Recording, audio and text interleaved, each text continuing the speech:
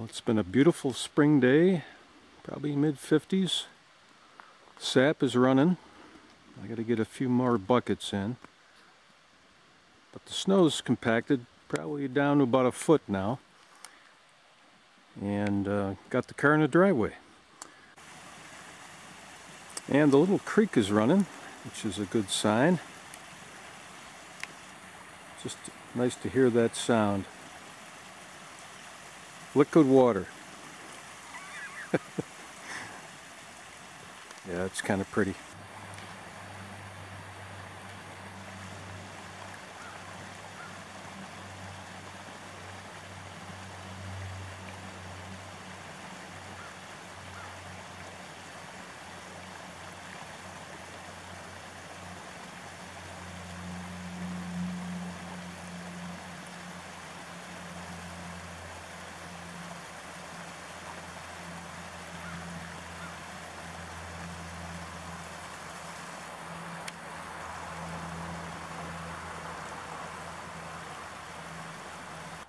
Alrighty, here's our next victim. 17-inch diameter breast height. Look for a spot that hasn't been tapped. Scar tissue will interfere with the flow. I've decided on something around about here.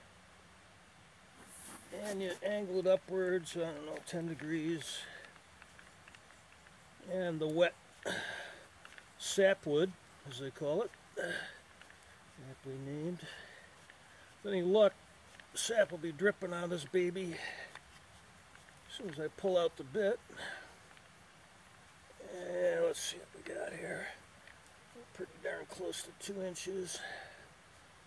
Yeah, let's see. And there she is. She's dripping. And you always want to taste it because it's nice and sweet. Yeah, she's dripping good. Might not be obvious, but it finds the furrows of the bark. See it down here dripping. And fill up your palm and yeah, that's good stuff. Well, it's getting dark, but you can see the trail of sap from the hole I drilled. There's the brace, the bit, a couple of buckets, tubing, another bucket, and what have we here? Some product from Ithaca, New York. Not sure what it is, but it'll probably taste good. Don't need a cooler this time of year. Hinterlands in New York, but so there is silver linings to be sure. All right, let's zoom in. We can, and that's the tap hole. She's dripping real good. What I'm going to do now is put the tap in there, what they call a spile, I guess. Alright, set the camera down. Let's see. This baby goes in there. I'm going to leave as much sapwood exposed as you can. Now there's more fluid flow. The trees want to flow because the pressure is greater inside the tree this time of year. Put a hole in it, out comes the fluid. You can see some of it dripping there. Alright, I better get a bucket out. Holy moly. Now what we do is pack some snow around it. Keep it cold in the warmer temperatures. These buckets will fill probably in a day or, well, 2 days. Good flow rate.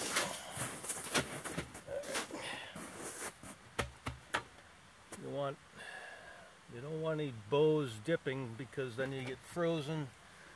You lose some sap. So I think that's pretty good. All right. Not for one day. Sap drips down the tubing into this bucket, which is now full, and Jimmy should be busy emptying it, but there's the drips. Maybe you can see that. That's about a good rate.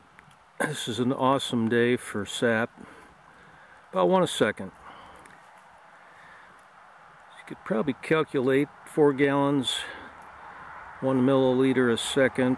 We'll do that later. Over here, a couple other buckets. This is right next to the house.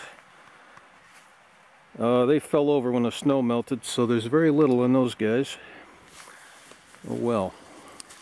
Live and learn. Here's the Hacienda, big truck, and a couple other trucks that sometimes work. That black one will this year.